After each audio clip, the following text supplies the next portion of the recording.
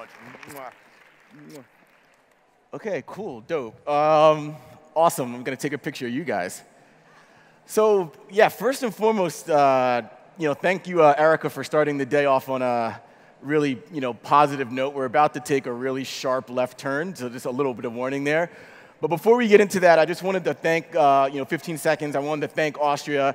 And most importantly, I wanted to thank all of the great crew members that have been working so hard, like the people driving the cars, like making sure I don't get lost and I can navigate this really massive and beautiful event space. So thank you for that. So yeah, so I work at a company, Viacom, and ultimately what our goal is to try to entertain and delight people. And we want to use data in a meaningful way so that we can understand what are the cognitive drivers, what are the persuadable attributes that we can glean from people's social data, from their retail behavior, and try to understand how to better entertain them. And so typically when I am asked to come up on stage, what I usually talk about is all the dangers of using data and the biases of data and all the negative things that could potentially happen with data.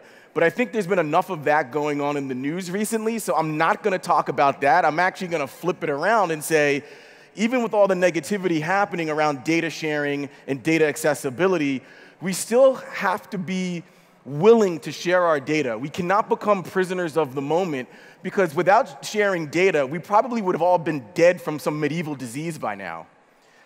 Sharing data is one of the foundations of human civilization, and all the algorithms and AI and machine learning powered tools that is being talked about all week here at this conference aren't going to work very well unless we're willing to share data. And that's ultimately what we have to remind ourselves of, is that the internet is an interconnected network, and we have to be willing to be connected.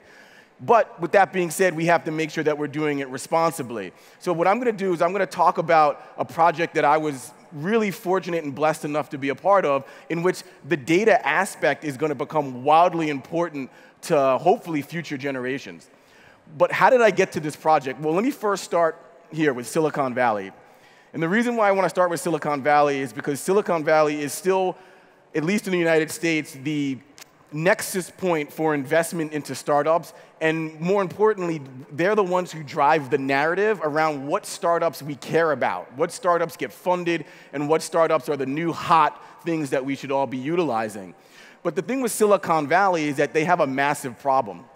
Riva, Melissa Tez, and others have talked about this problem, and I'm just going to sort of paraphrase it here. Their problem is that they forgot what a problem is.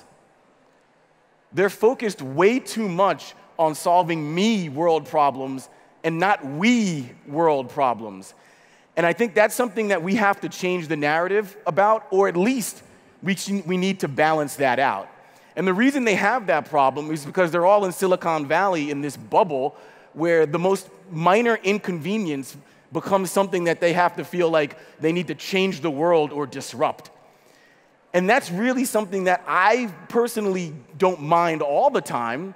I enjoy some of the inconveniences that they disrupt. I enjoy getting Chinese food at 5 o'clock in the morning if I so want it. But that's really not seeing the bigger picture. And so what ends up happening is we start getting companies like these. This is a company, Bodega, that decided they needed to disrupt the vending machine because apparently the vending machine wasn't innovative enough. So they got $2.5 million in funding to make a cabinet. Another company, one of my favorites, Juicero, they decided to disrupt juice because apparently human civilization hasn't figured out how to get juice efficiently enough out of fruit. So they got almost $120 million in funding to create a juicer, which is funny because the juicer was $700, and you couldn't actually juice fruit from the supermarket. You could only use these little special packets that you see, and what people found out very quickly is that just squeezing the packs was just as good as using the juicer. But that's not even the funniest part. The funniest part is you couldn't actually juice anything unless your Wi-Fi connection was working, because the juicer had a Wi-Fi connection. So if the zombie apocalypse goes down and your internet goes down, you can't have juice, apparently. And then finally, one of my most recent favorites, that this company, Waving, decided to get into the dating app foray. But they decided that, I don't know, 100,000 years of human evolution and pair bonding, they're going to throw that out the window because they're not going to actually use your picture. It's your voice. So you have to go on and record a really sexy profile, and then someone else is supposed to listen to that and say, yeah, I want to go out on a date with him or her. It's absurd. But these are the companies that we're reading about in Inc. magazine. These are the companies we're reading about in Wired. Those aren't companies that I think personally are doing this, and that's finding a real problem to work on that might actually help human civilization at scale. And so I work at Viacom, and I said to myself, okay, my day job isn't exactly saving the world, and I don't know if I can save the world, but can I use the resources in a major corporation like a VC and find a problem somewhere out in the world that maybe I can help solve or help participate in a more constructive way, even if just a little bit. So I went around and said, well, first, I'm a product developer. I need to find a problem.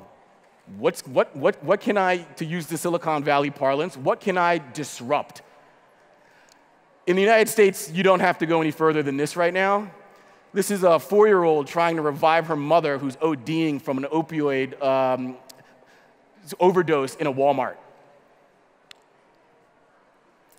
Something like 115 people a day overdose from opioids. By the time I get through this conversation, someone will have OD'd. This is the year 2000.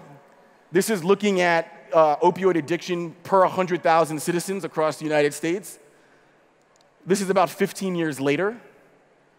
So this is an epidemic that is rising exponentially. It is no longer about race. It is no longer about gender. It is no longer about socioeconomic standing.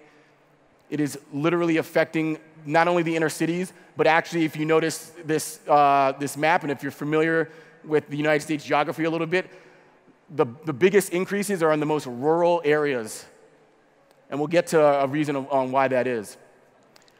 To give it a little bit more context, look at this in relation to the AIDS crisis at its peak. It is far surpassed that and is only increasing. And so I said to myself, what is going on with my generation and younger that they feel the need to have to resort to opioids in order just to get through their day, in order to feel whole? And so that's where I put on my product developer's hat and said, I need to understand in this case, and I mean this not in a funny way, who is my customer? Who is my user that I need to help? And it really starts with an individual who feels something that researchers call a lack of social equity. They feel isolated. They don't feel connected to their communities in a meaningful way. They don't feel connected to the world around them. And then that breeds feeling of shame, and that shame becomes the crippling force that does not allow them to seek help. And so this is the person that I'm trying to help.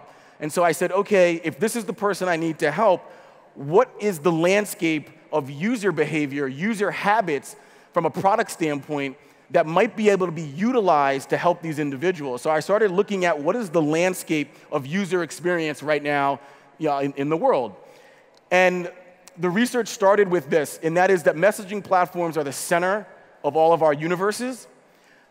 By the end of this year, there'll be 1 billion more people on messaging services than all of social media combined.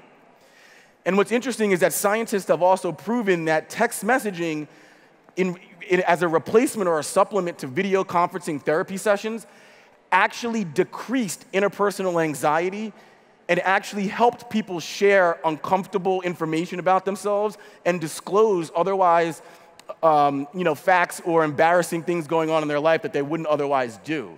So right off the bat, okay, messaging seems to be a platform that could be useful for this individual who's suffering from drug addiction.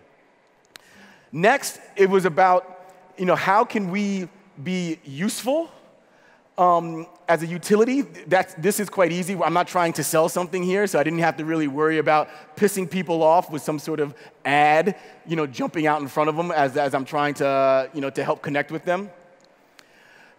Obviously, we have to be on demand 24/7, so this needs to be accessible at all times. And then this data point was really fascinating because what the research was saying is that in about 3 years, 85% of all human-to-brand interactions will only involve one human. And someone on either side will not be a human being. It'll be some sort of AI or machine learning-powered technology. And so this is what I sort of came to the conclusion of where we are now. We've sort of moved out, or we're moving out of apps, and we're moving out of social media, and we're moving out of all of that stuff. And we're moving into single-touch platforms, single-touch interfaces where you don't have to log into something, you don't have to give an email address, you don't have to give any sort of further information about yourself. And it's about experiences and conversations. So Viacom, and I'll just play a short, I won't play the whole video, I'll just play a piece of it. Viacom has an initiative called Listen, which is now designed to help people with their drug addiction and substance abuse problems. And so there was a natural fit to figure out, how do I get involved in this public service announcement, but can use technology to go beyond the PSA and into something that's actually tangible, where we can start saying, you know what, we're actually helping people and moving them into a support and wellness pipeline. You feel so hopeless. I need help. And so these ads ran nationally across linear TV. If you were ever in Times Square, you could actually see these running up on a billboard. But again, me personally, just making awareness wasn't enough. I decided to look at the 3 pillars of what we were trying to communicate and what we were trying to accomplish as our goals with this corporate responsibility initiative, and figure out how I can make something where there's an actual result, where we can say we've actually helped people. And so that's when I found this company out of Silicon Valley, of all places, called Standby. Standby was working on a foundational machine learning platform to help people with their depression or stress, and sort of creating a healthcare technology built with neuroscientists and clinical psychologists that would essentially help you be a better version of you. How to make you more mindful and how to make you more mentally healthy. So I reached out to their brilliant founder and CEO, Sascha Rothschild, and I said, Sascha, I've got this initiative at Viacom. I want to act as your partner. I want to act as an entrepreneurial partner with you and figure out how we can take what you've been working on and help you co-develop something specifically for this issue. And if you ever get a chance to meet Sascha, she's just a passionate, wonderful human being. She lost her mother at 17, when she was 17, due to cancer. And so the part of the reason she started Standby was because she was one of those individuals that felt isolated and alone, where she didn't feel like she had anyone there to listen to her. She didn't feel like she had someone to go to be supportive. And so she just jumped right down the rabbit hole with me and said, yes, Kodi, let's build a machine learning conversational framework designed to support these individuals. And that's exactly what we did. So we launched back in October. It's the first of its kind. And Standby is something that if you have a US cell phone, you can text the short code LISTEN, and it'll immediately start engaging with you, asking you how your day was and how it can be of help to you. And so we were able to roll this out at scale, utilizing Viacom not only as a development partner, but also as a media partner from a marketing and communication standpoint. And so, for example, one of the technologies that we built in was an NA, which stands for a Narcotics Anonymous finder. So this is someone, because it's using your cell phone, anonymously, of course, it knows where you are and will able to recommend, hey, there's a meeting this morning or tomorrow. Maybe you should go check this out. It's in your neighborhood, or it's close enough to your home that you'll be able to get there on time, and it'll actually look to connect you to human beings. We also synced it to the website called heretolisten.com, because as we know, some people are coming to this technology not directly through their cell phones, but potentially through a link on Snapchat or Twitter or Facebook. And you were able to go onto the website, go into this module here, type in your cell phone number, just click enter, and then the chatbot will ping your phone and start talking to you. And so it was really about making sure that we understood all the different pathways that a user might end up in, finding this technology, and making sure that we were not creating walls to jump through, but we were creating doorways. The last thing I think you want to do as a product developer is to tell someone with a needle hanging out of their arm that they have to put in their social security number, their email address, their home address, and any other personalized information, when all they're trying to do is to get to someone that's going to make them feel more safe, that's going to make them feel more whole. And talking about what we did from a machine learning standpoint, we focused on personalization. And the personalization is really driven through the NLP, which is powered by what's called a hexaco-psychometric profile. So if you're familiar with cognitive science or psychotherapy at all, a hexaco-psychometric profile, it's kind of like a Myers-Briggs, but jacked up. And so what the hexaco does is that the chatbot learns through the language choices that you make. It learns through the words that you use and the semantics of those words to understand every day how to customize its response to you and customize the needs that you have at that time based on what the hexaco profile is saying of your current mind state. So over time, it's going to learn how to personalize your specific support track so that it's not basically doing a white label solution for all, because that's something that we've learned during our research as we were building this, is that not everyone responds to the same type of language when they're dealing with an issue as crippling as drug and substance abuse. We also built in a check-in functionality. This is something that we also thought was very important. It allows you to opt in so that the chatbot checks in on you from time to time so that you can be a passive participant. Psychologically, a lot of substance abusers don't want to say they're having a problem, and they don't want to say, go, hello, I need help now. So the chatbot will do that for you. And based, again, on your psychometric profile and the data that it's collecting across all of the people in the platform, it'll understand through clustering what times of the day you are going to need more support than other times of the day. When are you most susceptible to run out to that ATM to go get money at 5 in the morning to get your next fix? That's where the chatbot wants to be able to triangulate. This is a time that I need to say, hey, I'm here, I'm ready to listen, you're not alone. And then finally, we realized very quickly that one of the biggest customers, if you will, or users of the platform weren't actually individuals who were suffering from substance abuse. It was people in their lives looking to support them. It was the mothers, fathers, brothers, sisters, friends, and family members who would come on and say, my loved one is struggling, and I don't know what to do for them. I can't find any resources. I can't find any tips or advice. This was something like 65%, post-launch. So myself, Saskia, and the developers, we very quickly built a second conversational track so that the minute you go into the chatbot, it'll ask you if you're a supporter or if you're the individual that actually has the substance abuse problem, and it will customize the experience based on where you fall. And that's something that we've seen, from an engagement standpoint, rise exponentially.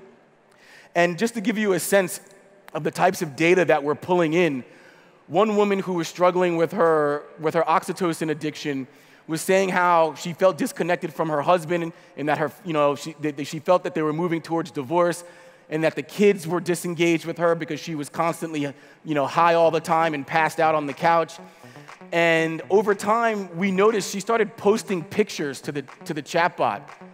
And one time she said that, hey, I know you're not real, but I just wanted to send these pictures of my family out at Disneyland having a great time. I'm doing better now. Thank you.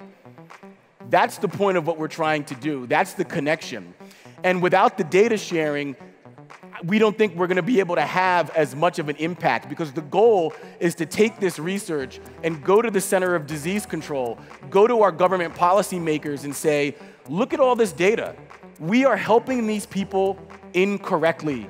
We are not helping them get well. And that's why, ultimately, I think that data sharing, when done responsibly, is wildly important. And so I'll just leave you with this note. We hear a lot of talk about making AI more human. But building an AI is not just about having it pass the Turing test. It's about, does it create more humanness in us? Does it function? Does the technology function? Is its purpose to bring more humanity to the world? And that's what we're hoping Standby does. We're hoping it is a technological innovation that acts as a bridge to more humanity. Because as Harvard researchers and others have shown, is that this is actually what gets people off their drug addiction. The actual act of hugging someone releases the oxytocin and the opioids naturally that these individuals are trying to replace through the drugs. So if we can do more of this and less criminalization, then I think we'll make a dent in this epidemic and hopefully create a better, more whole and supported world. Thank you very much.